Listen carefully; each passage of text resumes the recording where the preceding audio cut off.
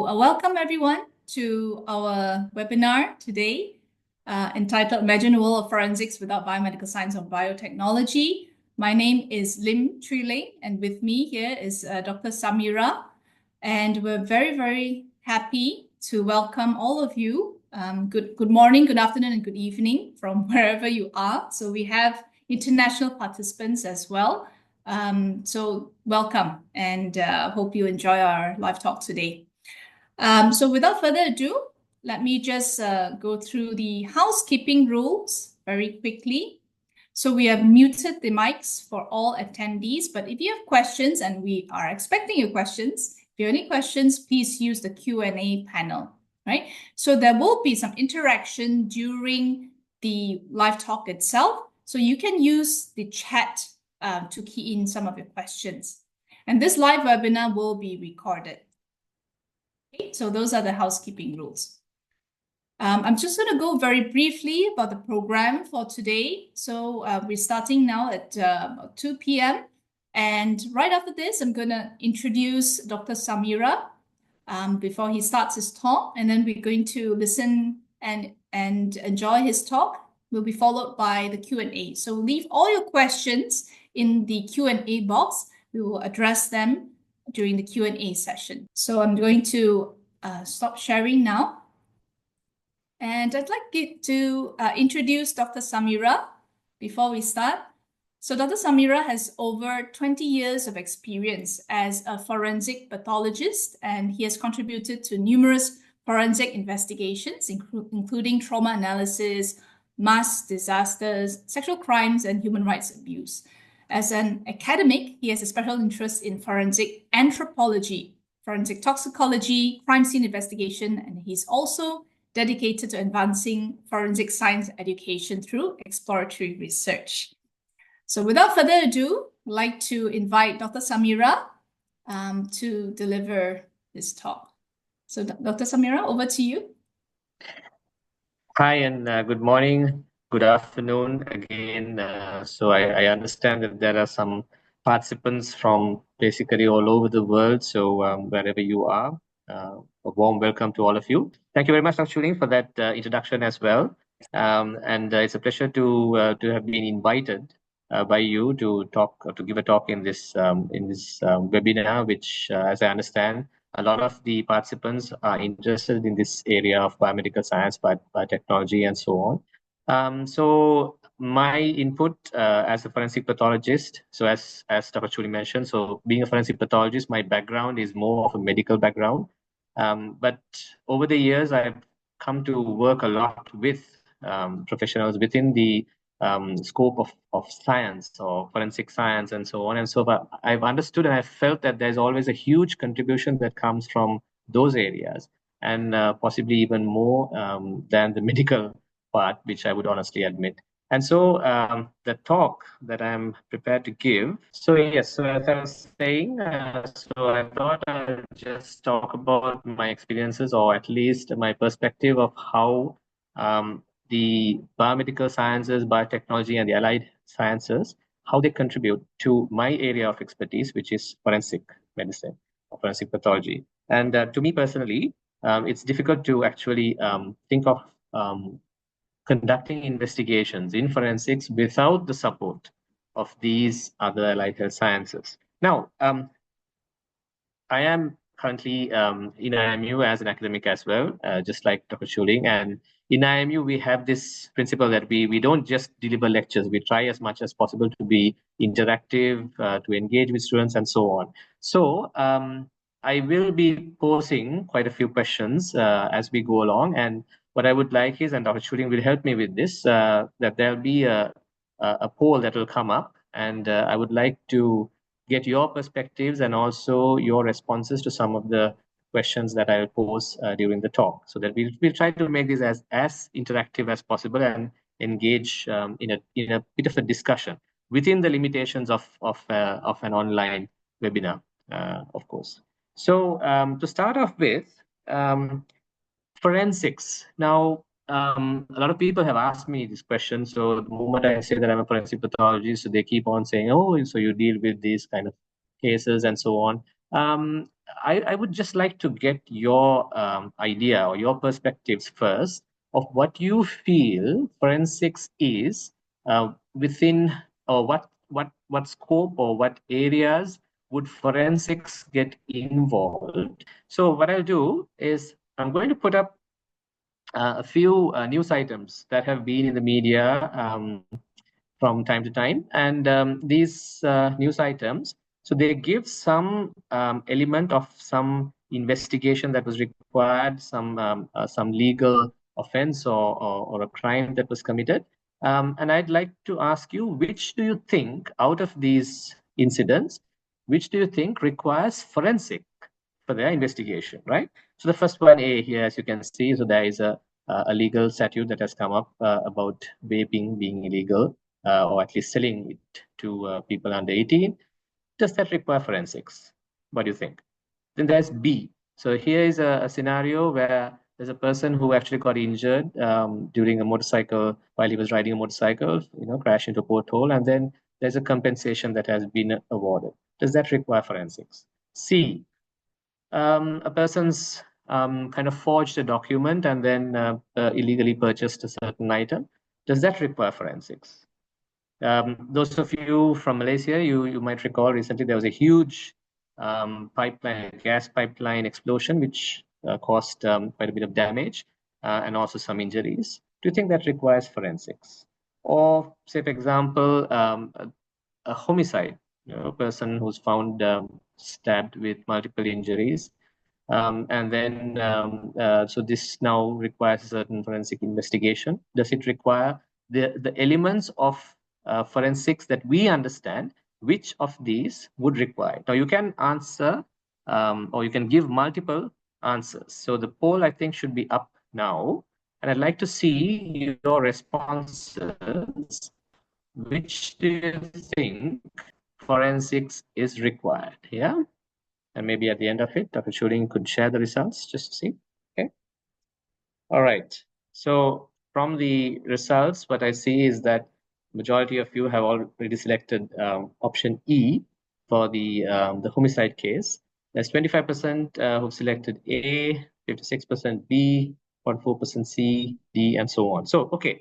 So what I realize is, so some of you feel that forensics is not getting involved in some of these aspects in terms of B, especially D, and so on. But that's again an interesting point. So what forensics is, people always tend to associate within that homicide or things like killing or man-made crimes. But in fact, if you really think about it, forensics is not a science on its own. There's no such thing as a forensic science. It's purely the application of any discipline or any science within the legal framework. And this legal framework, remember, is not just criminal. There is both a civil and criminal legal framework. So in whatever ways, sometimes these can be in terms of like insurance frauds. It can be things like the forgery that was mentioned. There are certain areas where sometimes it's totally a public administrative issue. Like, for example, you know that there are situations of like refugee status, that people come in from other countries and then claim refugee status. So sometimes these people don't have their birth documents and so on. So in such situations, even the estimation of their age to see if they're minors or if they're adult, even that requires a certain element of forensics investigation. But there are even non-scientific disciplines that require forensics. You may have heard of this, or you've seen in movies, I'm sure, about how people sometimes describe a certain offender or someone who they think robbed their house, and there's an artist who basically draws the visualization of the facial features and so on based on the information that's given. So this is not a scientific thing; it's a more artistic element. There is forensic linguistics, which look at handwriting, or it could be even conversations, passages within documents.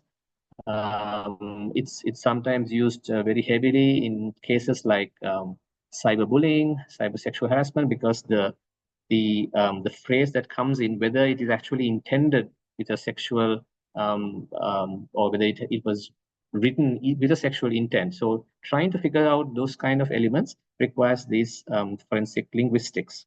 Forensic accounting, for example, now that's another area which pretty much like in audit firms and so on are used. So they actually look at the way transactions happened and look at whether there were certain irregularities that were made. Forensic psychology is, well, psychology itself can be both a science and an art-based discipline. So some of the deeper elements of criminology within forensic psychology come from a purely non-scientific aspect. And so what I'm saying is there are non-scientific backgrounds or disciplines, non-scientific disciplines that are also coming in into forensics. And I was just saying that my background is coming in this pathway that's shown right here at the bottom, which is following a medical degree. We gain some clinical experience, we do some postgraduate training, and that leads to a specialist accreditation that makes us or helps us to work as a forensic pathologist. Now, within the science degree also, as you can see, there is a pathway which is very similar and also requires certain licensing exams, certificate exams, and also in most jurisdictions, they require a certain board accreditation. Countries like US and all are very, very strong on this. Now, afterwards, you can progress into either a laboratory-based setting, or you can go directly into the area of law enforcement. That I'm talking here about purely more in relation to the criminal aspect, but there are certain other areas like, say, for example, insurance companies, pharmaceutical companies, audit firms. So there are other areas also that require this kind of forensic input. But if you just consider the purely the more criminal aspects of forensics, then you will see that once you go in on these areas, there is a huge and diverse range of sub specialities. One could say we could term it as subspecialties that you could follow. Right. So depending on what you prefer. And of course, there is also in most universities, there is a pathway where you can actually enter into medicine through degrees like biomedical science, biotechnology, and so on. So this is just a kind of an overview of the different pathways that are available to you all if you are considering such a career option. Yeah. Now, as I was saying earlier, the input of these biomedical sciences, biotechnology into forensic investigation is so vast, and pretty much it's mostly been over the I would say last 20, 30 years that these expansive advances or technological advances have happened. Honestly, medicine or forensic pathology has been much slower in terms of its advances. In fact, even if there are certain advances within forensic pathology, it's actually thanks to advances that are happening from forensic science. And okay, now I'm just going to ask you a bit of a philosophical question. So you hear of all of these advances, these new methods of detecting crime and everything that's coming up, but you don't hear the crime rate dropping, isn't it? I mean, you pretty much tend to hear so much of offenses and fraud and forgery and homicides and everything happening, isn't it? Now, why do you think that's the case? So if the ability of forensic investigations has increased to, there's a higher chance of or higher ability to detect crime, why isn't it reducing the crime rate? I'm going to pose that question to you. So why do you think, despite these advances, the crime rate is still so high? Now, what I would like you to do is just maybe type in your thoughts and just send them on the chat box, and we'll just see what you think. Yeah, just to have a little digital interaction going here. I'll try to see what sort of opinions you have on why you think the crime rate is still quite high. As you can see here, if you look at the data from the World Bank, the homicide rates, I mean, there is a slight decline, but then considering the amount of technological advances we have, we should expect, kind of really big drops. And certainly, I can see USA is just increasing. Australia, Japan, Spain, they're kind of static. Why do you think the crime rate is still so high? This is there's no right or wrong answer here. It's just your thoughts. Just maybe you could share it with us. Okay, yeah, see some messages appearing. So, all right. So forensic science doesn't prevent crime; it only solves it. That's a fair comment, of course. Yes. So, if you want crime rate to reduce, pretty much we have to think of prevention as an important thing. That's a good point. Yes. Criminals are upgrading themselves according to detection methods. Maybe, well, that's good. Criminals are getting smarter. They also evolve with their methods. Fair enough. Fair enough. Detection is only to detect and no stopping crime from happening.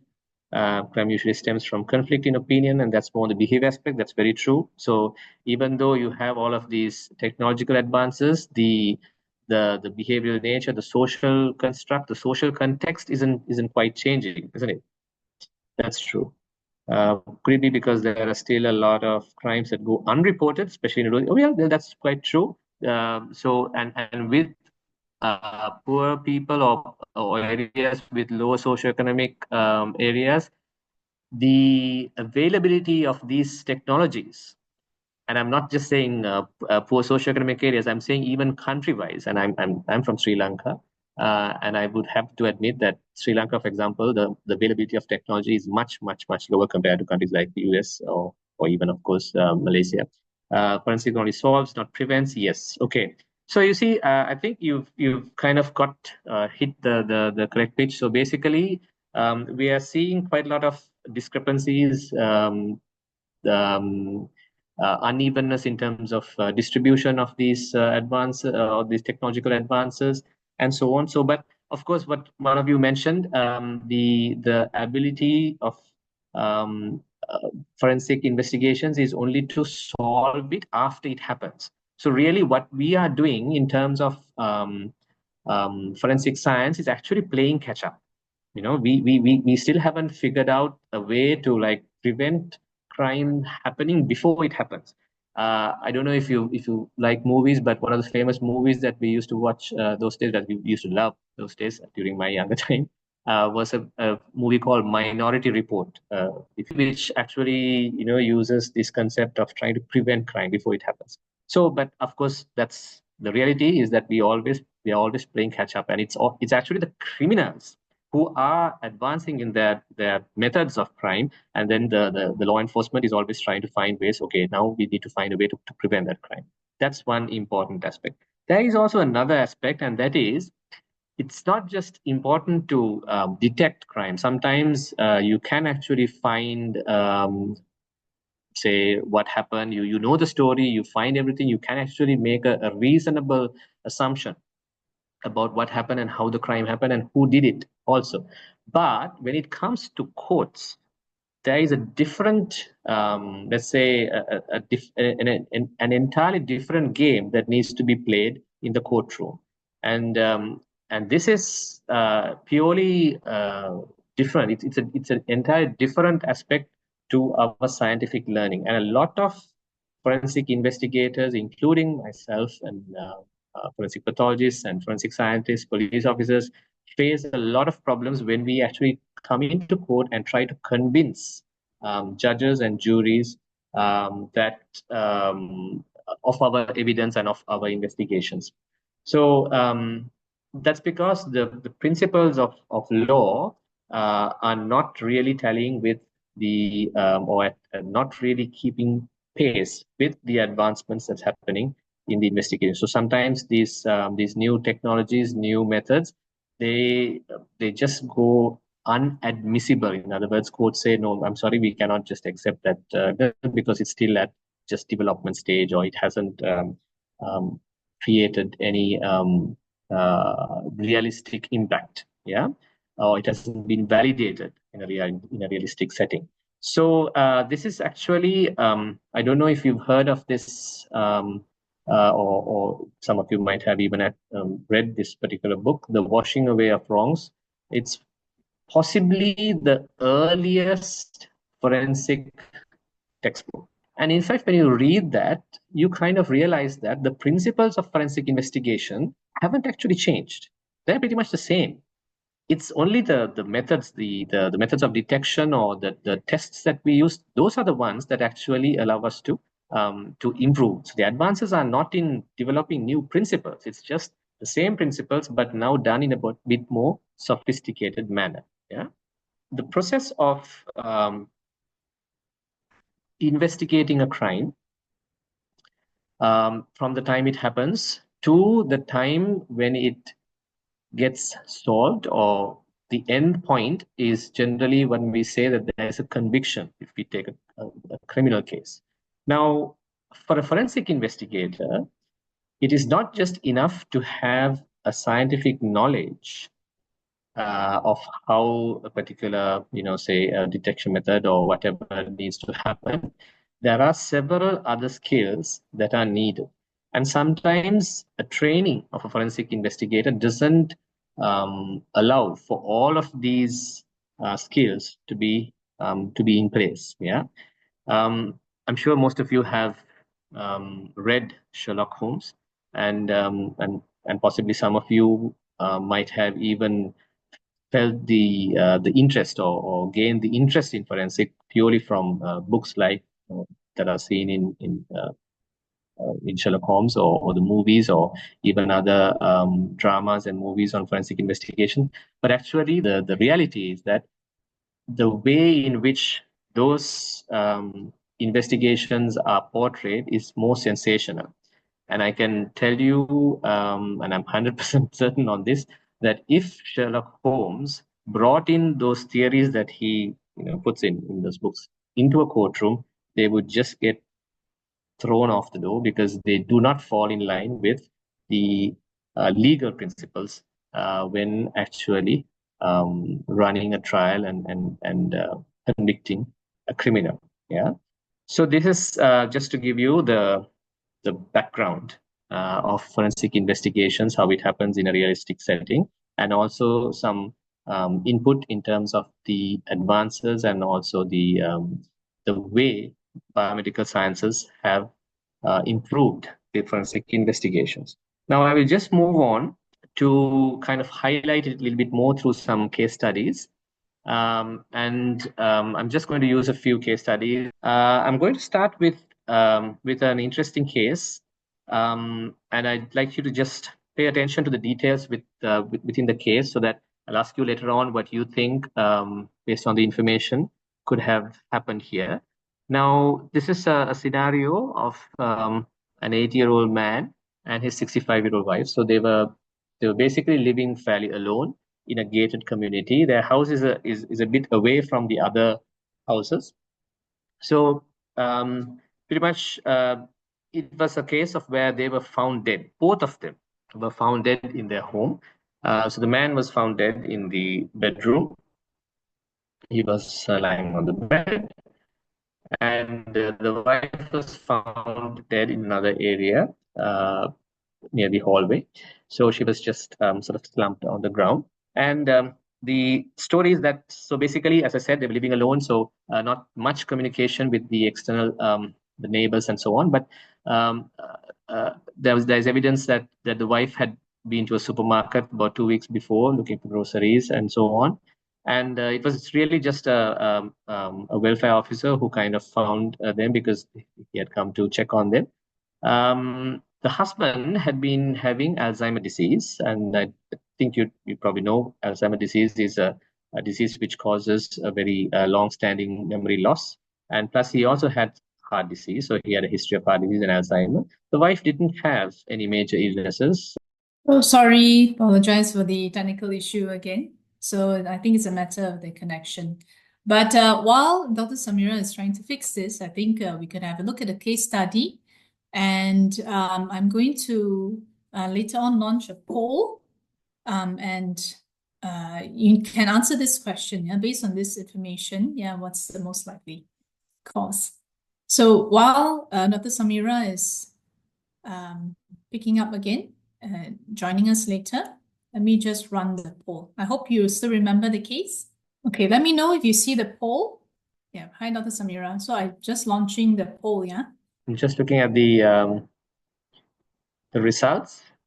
So there's about 90% who've said both are homicide, 5% both are suicide, both are natural, 33% both are natural, one is homicide, other is natural, one is suicide, is natural. So it's either suicide and natural, or both are natural, and then there is quite a big number in terms of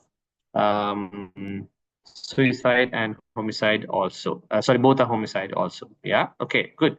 So that's so these are really the only options that we have to think of, isn't it? So either they are both homicide or both suicide and so on. So let me go on now with the remaining information that we gathered.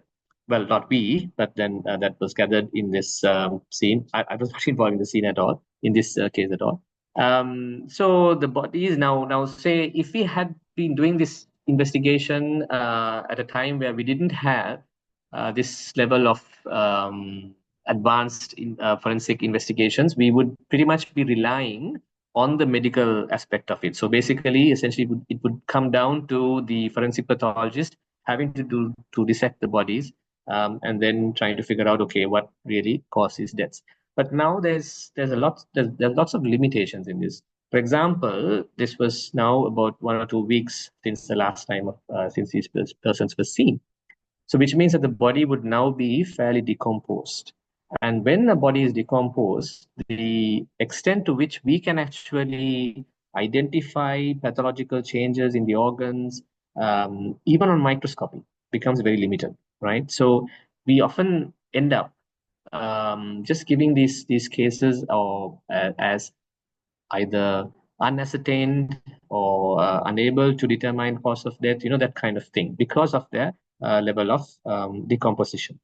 And even if it was fresh bodies, some diseases and some causes of death, there's nothing that you can see in the tissues or the organs itself. So you need a little bit more. So even in this scenario, pretty much the forensic autopsies or the medical part of this didn't quite provide much information. So one thing that they noted was that the husband was actually on a pacemaker. Now, even to answer the time of death, the question of time of death, medically alone, it would not have been possible. But fortunately, there are now other sciences, or at least the level at which forensic science has advanced is much further. Digital forensics, and so they were able to actually access the wife's email, other social media account, and they found that, okay,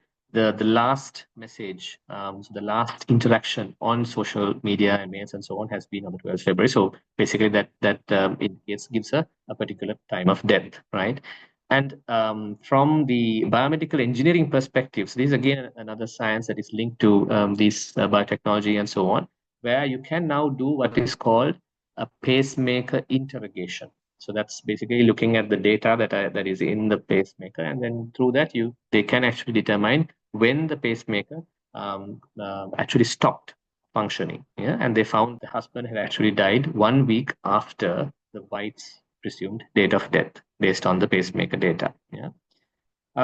Another interesting finding that comes from this aspect of toxicology, biochemistry, so again, not medical, the allied health sciences, was the fact that they could find acetone. Now, this is an interesting thing. I'm sure most of you would have heard of the acetone thing. So it's basically a metabolite that gets generated within the body when we have, say, high levels of metabolism required. So Essentially, our metabolism mostly happens through glucose, but then sometimes there are situations where we burn our fat. So especially like, when we're exercising strenuously and so on, sometimes we burn fat. So in that process, acetone is a metabolite that gets generated within the body. And they found high levels of acetone in the husband.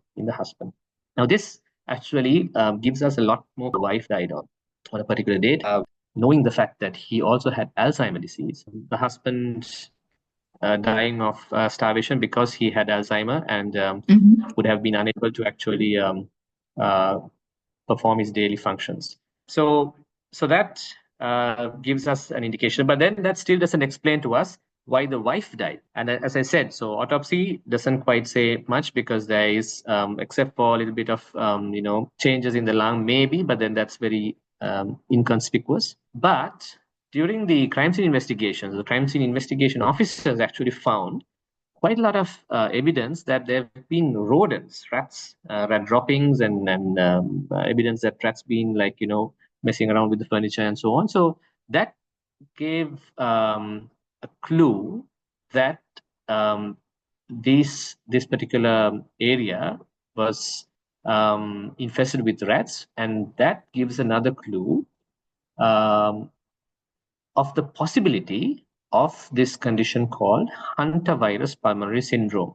And that got confirmed during the digital forensics because when retrieving the wife's search data and also some of the call histories, they found that actually she had been researching on home remedies for flu and so sort of things, common cold and certain things. So this kind of indicated that she had been ill and that she had actually tried to contact one of the local clinics, but for some reason the clinic had not been available. Now this gives a bit more of a different picture. So now the rodent infestations, the wife having these flu-like symptoms, that kind of helps us or helps the doctors to narrow down a possibility which may not have got picked up just purely from the autopsy. And they actually did further molecular, biological, and immunohistochemical tests to confirm that yes, there was evidence of hantavirus infection in this wife, so in the lung tissue. And this can be done again because the possibility of actually detecting minute amounts, which I'll show you again later, through the PCR technique, which can, even if the virus has now kind of degraded within the body due to the decomposition, there would still be certain elements of the genetic elements of the virus that could be used for detection. So in the end, that was how the case was basically solved. So as you can see, it was I like this case very much because it's a it gives a very good overview of how the multiple disciplines, the different sciences actually come together to conclude the case or to find the answer to this problem. So hantavirus pulmonary syndrome is a condition that can that can actually cause sudden death and acute respiratory distress. It's another zoonotic disease. So zoonotic disease means that the reservoir of this particular the virus or microbe is actually in animals and it gets transmitted to humans. You'll be interested to know that actually among the infectious diseases, almost about 60 to 70%, just off the top of my head, but quite a large number of infectious diseases are actually zoonoses, which is kind of very alarming when you think about it. Yeah. So this was not a hypothetical case, of course. I don't know how many of you still remember or even know of this actor. He's a two-time Oscar winner, and the story is actually a tragic story of this particular actor, Gene Hackman, and his wife. And so I was glad to see that the majority of you, I think about 33%, actually mentioned that these, both of these could be natural deaths. So that's exactly what the final decision was, that both of them were determined as natural deaths. Yeah. So this is one example of how the multiple inputs of different forensic disciplines come together. If you look at the advances that have happened over the years, I would say the advances that forensic science has given us, and of course, probably the most impactful one would be the DNA profiling or DNA fingerprinting, which, as you can see from this timeline, pretty much, from the time of the 1970s to 1990s, there wasn't much of improvement, but then from probably about the 2000s, there's been a huge, expansive improvement or advancement in the different tests that are used. Yeah. So as I said, the PCR, the polymerase chain reaction, is one area which makes us, or which gives us the ability to use this DNA fingerprinting tests in minute quantities. And you probably would have heard of the PCR very much because of the COVID situation, where that was mainly the test. But PCR is only just a method to actually generate adequate amounts of nucleic acid material. So if we look at PCR and its advances, so that has helped us, as I said, to perform the tests even at minute quantities, and therefore it is a very useful tool, especially in crimes investigations, and even crimes investigations where there's only very tiny amounts of trace evidence, even just a touch of it can now actually be detected through this. But at the same time, it's like a double-edged sword. So at the same time, the worry or the downside of this is that, just like the DNA that we need, we also tend to sometimes pick up DNA that we don't need. So in other words, contaminant DNA can also get picked up, and this also can lead to things like false positives. So you see, we have to be mindful, and in that sense, we can't blame the courts also for being a little bit, let's say, reluctant to always admit new technologies, because sometimes it's only later that we really see the negative aspects of this new technology that we have developed. So this is, DNA, when it came up onto the scene, it was like the golden egg that forensic investigators could get, which probably would solve everything that they come across. But later on, they found that it also had lots of problems, and also now laboratories have to spend a lot of money, a lot of investment to actually make a lab which is accredited, to make sure that they have the necessary quality controls in place, the standard operating protocols, and so on, to run a proper DNA testing. So now in this case, as I said, so like finding the acetone and so on, these are generally considered as biochemical or toxicological testing.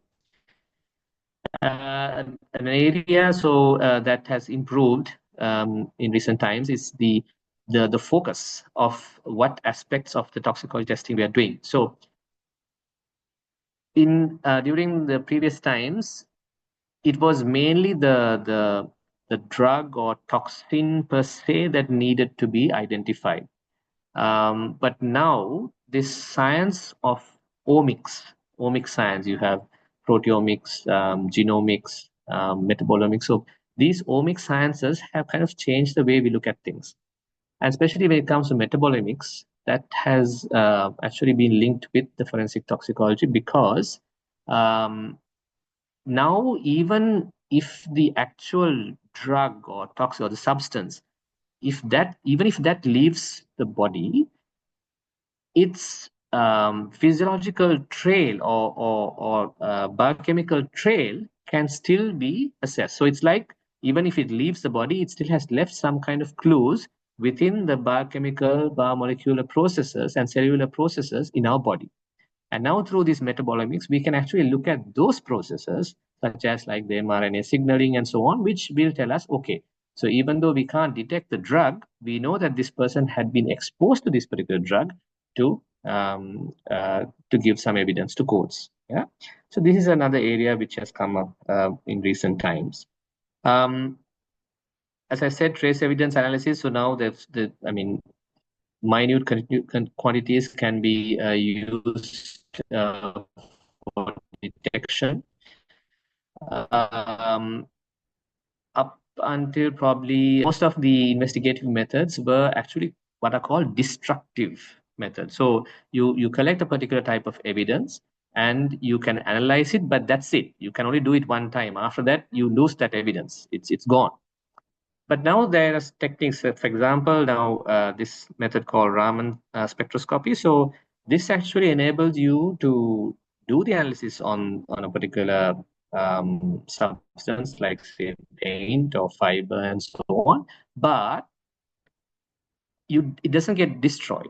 So you can even go on testing and keep it and preserve it if you want, and then do another test if you want. So that's a very important aspect within forensic investigations, because you sometimes need to review your tests, and so the reliability can be increased through this. So that makes or helps the courts also to accept that kind of technology better. Yeah.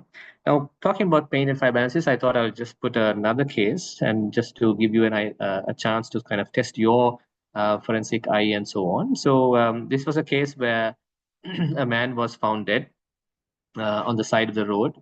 He was a security guard who was returning home after his late night shift. The police actually believed he was knocked down by a vehicle, because there were multiple injuries on the body. So it did look like what was called a hit and run incident. Yeah. Now, interestingly, just around the same time, the police had actually arrested um, a son of a local business tycoon, so a fairly prominent figure, for speeding and drunk driving. Now, of course, when you have this kind of picture happening, so you always have okay, so it's on the same area, same road, same time, so you naturally kind of link one to another. And to make matters worse, so this particular person, the businessman's son, was driving this white SUV, Honda SUV, which so there weren't really much. There were some scratches and so on the place, but there wasn't really any big dent or anything like that to suggest that the vehicle was involved in an accident. To make matters worse, so when we examine the the body, so there were these injuries, but then during the examination of the clothing, we found paint.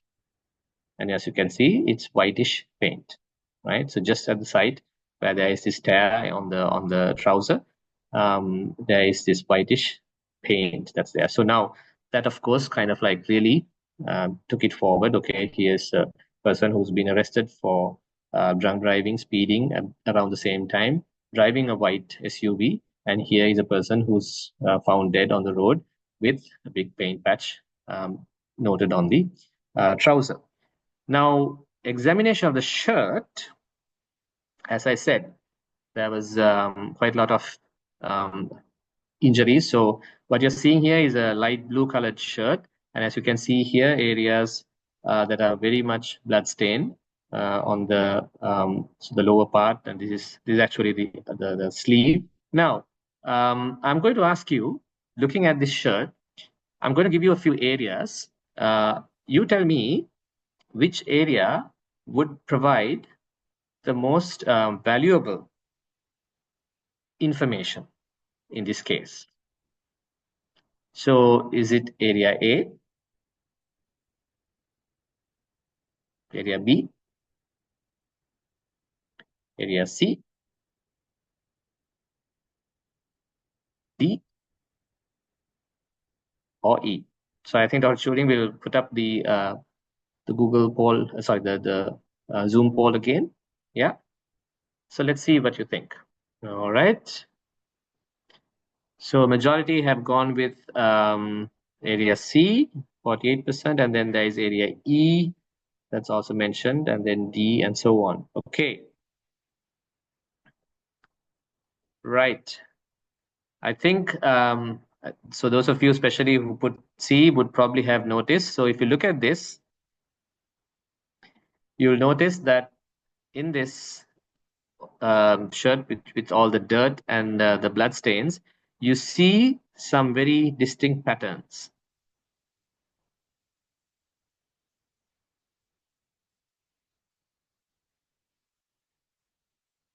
Right? So you see that, and those patterns are clearly indicative of tire marks, and so that basically represents the grooves that are on the tire, which basically give this scalloped appearance, and that indicates that this person had actually been run over.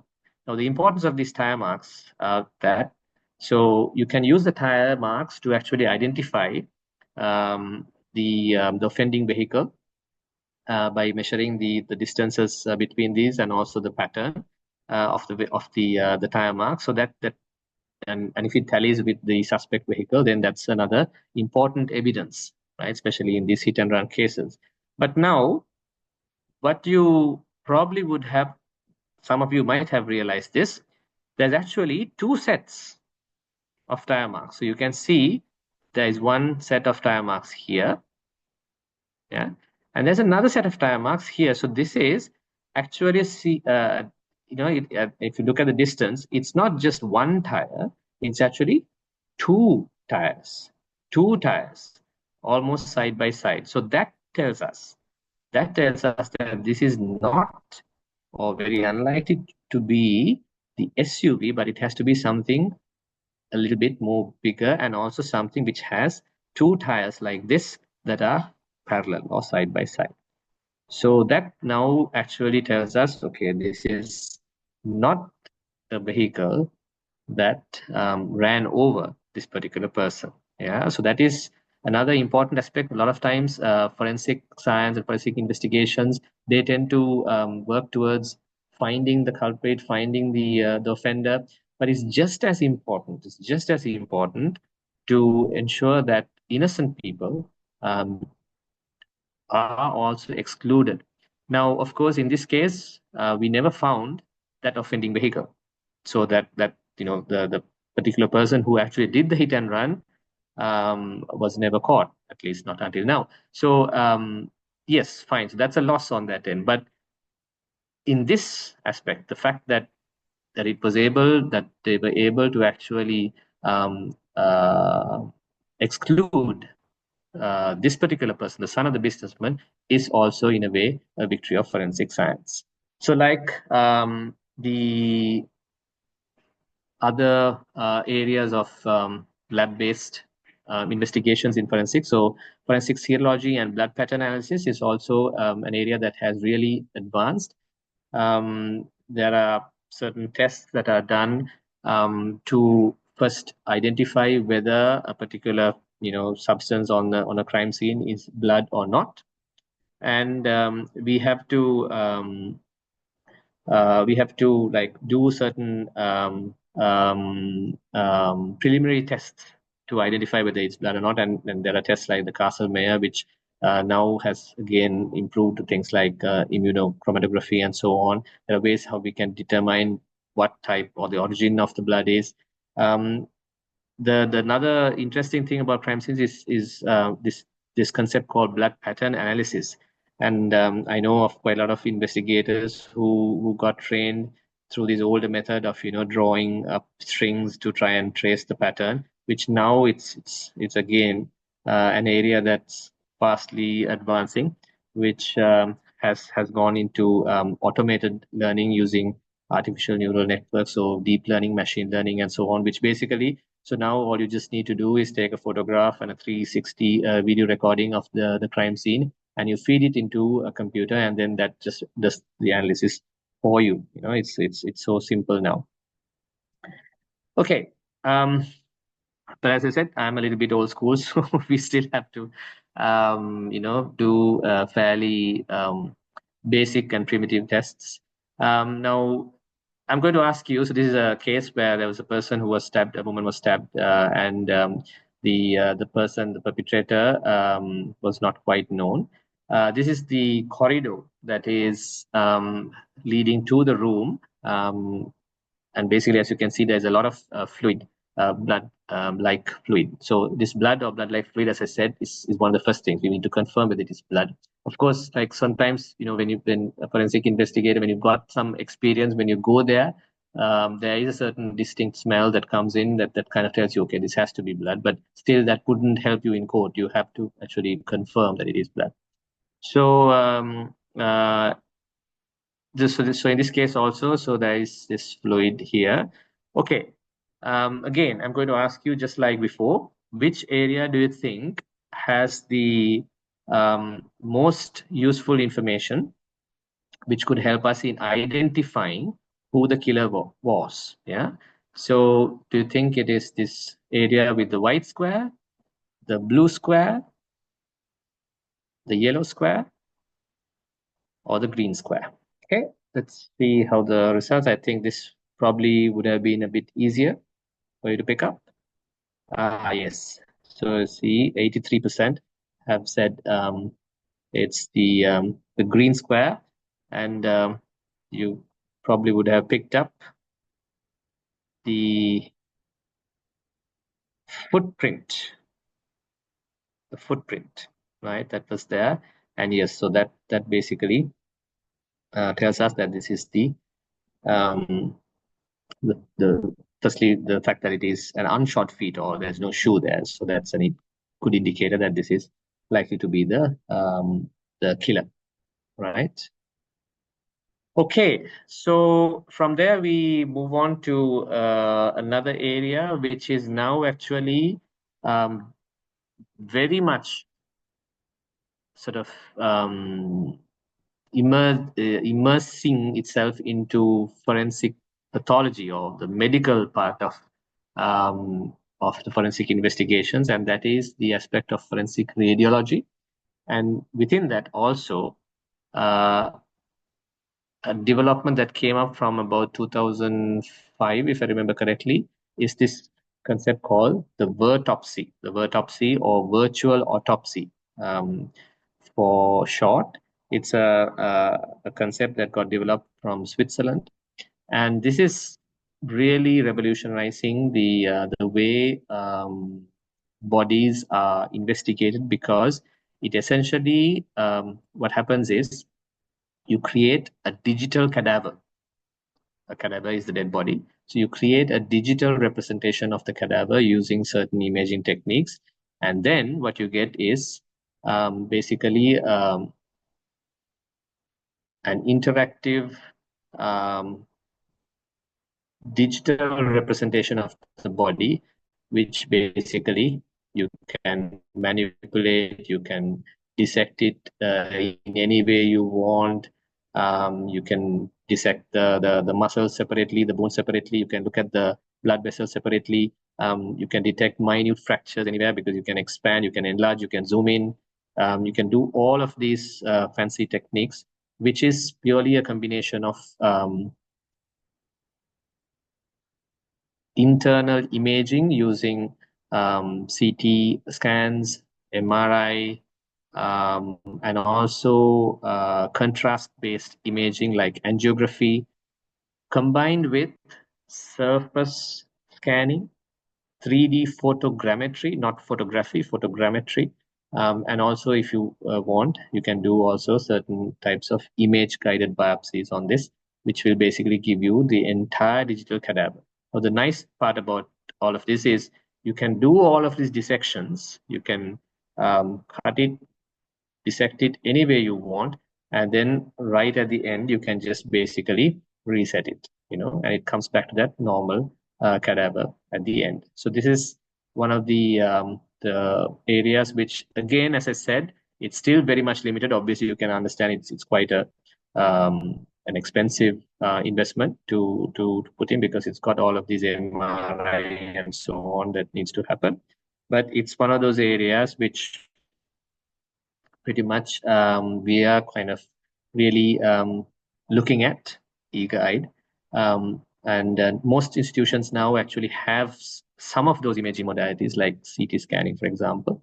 But to put them all together in this form and fuse the data and then to generate the digital cadaver is an area which now is transforming the landscape of forensic investigations. And it's also an area where we see a huge input, not just as a supportive role, but a more direct involvement of um, the science background. So the biomedical science, biotechnology, biomedical engineering coming in to the forensic investigations and really playing a crucial role in the medical part of it, or the forensic pathological part of it. Okay. So I hope you enjoyed that insight into um, the world of forensic investigations. And I hope you also understood how much of contribution and input that comes from these allied sciences. And those of you who are interested in taking up a career pathway or forensic related thing must also realize that it's not all about criminalistics and going into crime prevention and so on. There are so many other areas which require this basic input of forensics. Uh, and as I said, the principles are the same. It's just only the technology and the novel methods that are coming up that are making it more and more interesting. Okay. All right. So thank you very much. Hi, Dr. Samira. Thank you for your presentation. Yeah, I think despite all the technical difficulties, nonetheless, you're sharing, I think, the insight into forensic pathology and forensic science with interactive cases. Well, I hope the participants had fun guessing the right answers.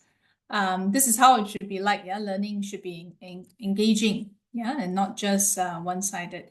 So I don't see any questions in the Q&A boxes for now. If you have any questions for Dr. Samira, feel free to type into the Q&A box, not in the chat box, yeah, the Q&A box. And we'll try to answer a few questions in view of the limited time that we have. Yeah. Okay, so I see no questions yet. There's something on chat. Let me just see. Okay, there are some thank you messages for Dr. Samira. There's one question here. Are there any public repositories of case studies? Interesting question. Okay, yeah. I don't think there is certainly a public repository of case studies, but a lot of jurisdictions actually put up their concluded case reports. As in, once the case is concluded, because you see, a case actually is a public inquiry. So a court case is it should be a public inquiry. That's how the legal system has designed it. So but of course, not the ongoing cases, but once cases are concluded, the judgments that are given are usually put up on certain websites. So I know, for example, like in Sri Lanka, so we have this thing called the lawnet.lk. So that has the judgments that are Sri Lankan of the Sri Lankan cases. So I'm not directly aware of any particular ones within the other areas of the world, but I know that so different countries have their concluded judgments on case record. So you can, if you know of a particular case record, or like say, for example, so usually they go as, say, if it's from UK, it goes like Her Majesty versus, oh no, now it should be His Majesty, His Majesty versus someone, the offender. So that's how the case record goes. So if you Google it, sometimes you might find that exact the whole the script and the record. Thank you. Hope that answers your question. A few more questions coming up. Would there be a future prospect in forensics through a dentistry approach? What is your take on that? So yeah, so dentistry is very much linked in terms of forensic as well through this concept of forensic odontology. And forensic odontology has a few. There's a poll quiz coming up again. Sorry, has a few areas in this in an area which is called disaster victim identification. Plus also, even in certain trauma situations, health situations, so looking at the dentition and then giving inputs um, on the health status of the person can be done. Remember I mentioned about this thing called age estimation, forensic age estimation, where you have to kind of like assess whether it's a minor or a adult. So for that, odontology plays a huge role because, as you know, the teeth, the way they develop, and there are certain aspects of how the crown, the roots get calcified and so on. So looking at that is a major thing. Bite mark analysis is another area which again is used for identification of perpetrators. So that's purely dental. So like that, there are certain areas which links up dentistry with forensic. Definitely, definitely. Definitely. Thank you. So I think there are a few more questions on professions, or rather qualifications, as a forensic scientist or forensic pathologist. So there's one question: for biomedical science degree, can biomedical science graduates pursue career as a forensic pathologist? So we need to clarify that.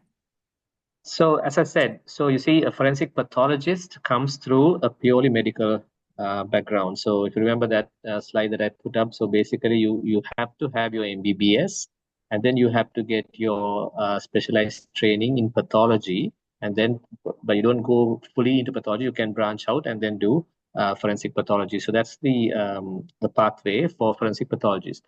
Uh, Now, of course, as I said, so there are some universities, actually now quite a lot of universities which allow a graduate entry into medicine. And biomedical science, of course, Great. is a Yeah. is a is Yeah. a degree through which you can enter medicine. So if you're still keen on going in that area, yes, so that there is a pathway there. But otherwise, just purely only from the biomedical science, you couldn't go into forensic pathology as such. But that's what I said. So I'm talking about the forensic pathology in the very conventional context of dissecting and examining the pathological features of organs and so on. But now you see again lots of things coming up. So like in the autopsy, which is basically digital based imaging, and then now of course AI and machine learning is coming in. So you know that's an area which can have a really wide scope in the future. So it's quite open in that sense. Yeah, absolutely. Thank you for that. I think this is a related question. If he or she would like to be a forensic scientist, would it be better to take biomed or biotech? And does the person have to join the police force?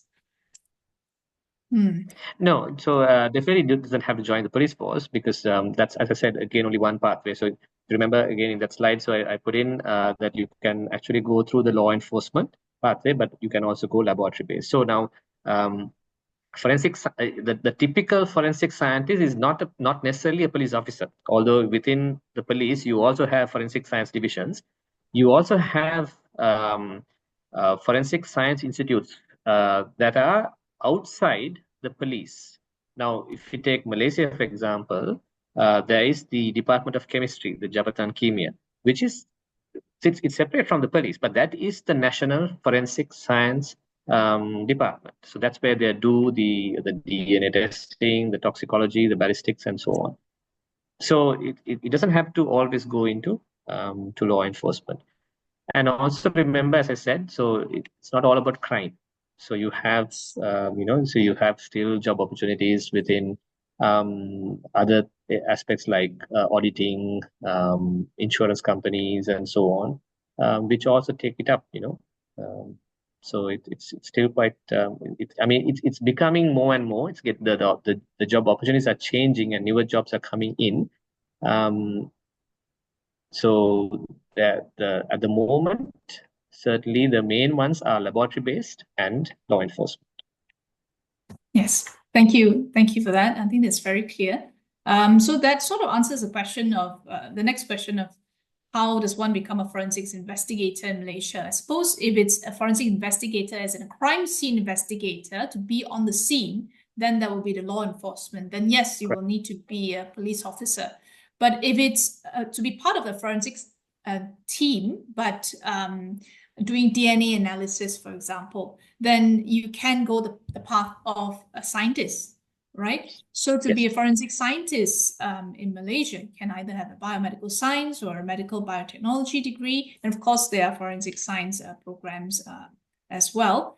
But then, yeah, you don't have to have an MBBS degree to do forensic science, but you need MBBS to become a forensic pathologist. So I hope that is clear. Yeah. Okay. Right. Right. So a question from Ding. Since forensic investigation encompasses many fields, there'll be different people working together. Is there a problem when it comes to communication? Okay. So I think it's quite a general question.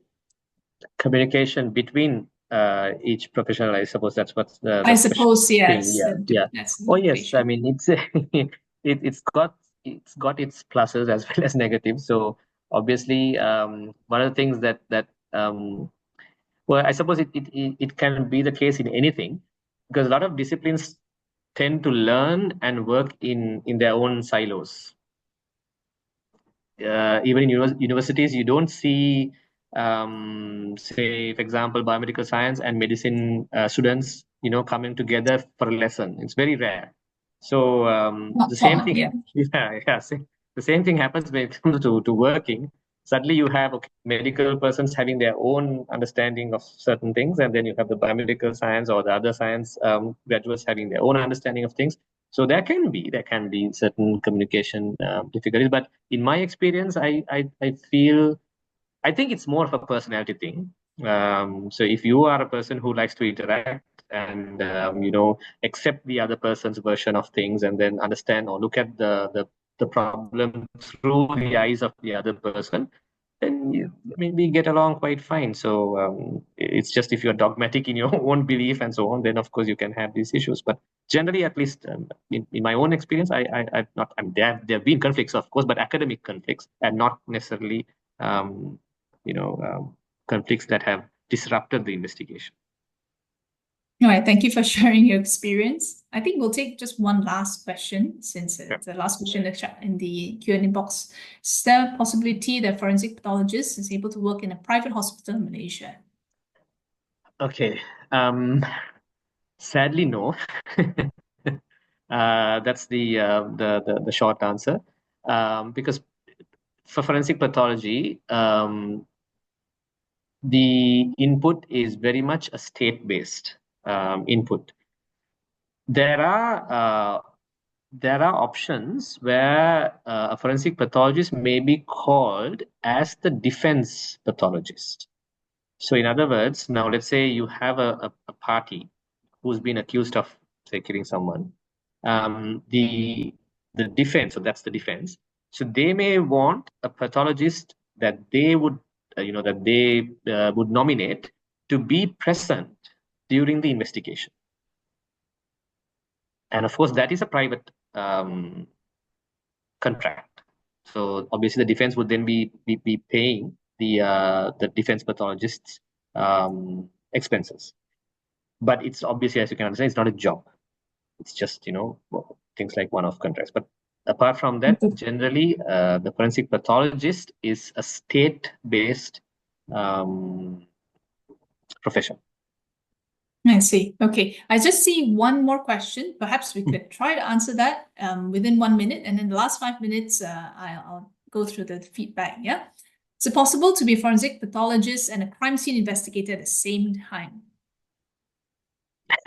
Okay, so that basically depends on the availability of resource personnel. So, for example, in a country like Sri Lanka, it's not easy to find adequate numbers of forensic scientists. So usually, but of course, we invariably get involved with the forensic pathology investigation. So what happens is, if it's, for example, a homicide, then the police will also ask us to come in and then, well, basically look at the crime scene as well. Of course, we go there in more of a advisory role, so we don't actually engage directly in collecting evidence. So what we will do is probably we will supervise the thing, and it will still be the law enforcement officers or the police who will be collecting the evidence. But apart from that, it's two different professions and with two different responsibilities. Right. Thank you. That was very clear. So thank you for your questions. Those are very good questions. Now I'm just going Yes. to share my screen again. Yeah, this is a very quick one. We have a CPD, like a workshop, coming up on the 18th of August. Now, if you're interested to find out more about forensics and CSI, crime scene investigation, we have this workshop designed to give you an insight on how CSI is done. Yeah.